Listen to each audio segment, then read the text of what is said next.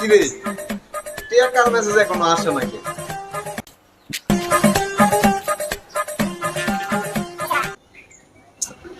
কি রে টেকা আসে না কে রে? বেতন আছে সবার, আমার বেতন আসে না, আমার এখনো মেসেজই আইলো না।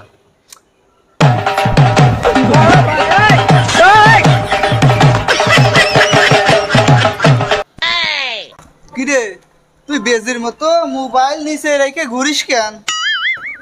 সবার বেতন ছাড়ছে, আমার বেতন এখনো ছাড়েনি। কি বলিস? কোন অফিসে চাকরি করিস? অফিসের নাম কি? জিএমএস। ইসিরে তোর তো পুরা কপাল। কি হয়েছে?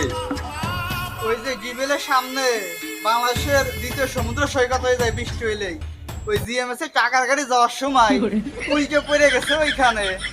ওই সব টাকা চিনিমিনি খেলতেছে ওই জায়গা দিয়ে, গেরে না বাইকে যাইতে।